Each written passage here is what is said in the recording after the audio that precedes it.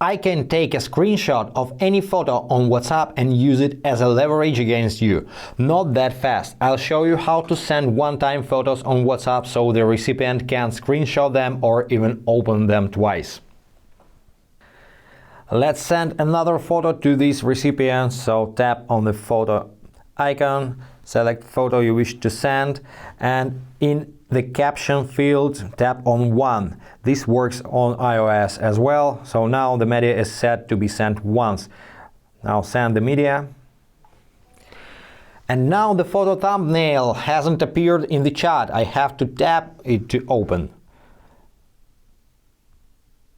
Now let me try to do the screenshot.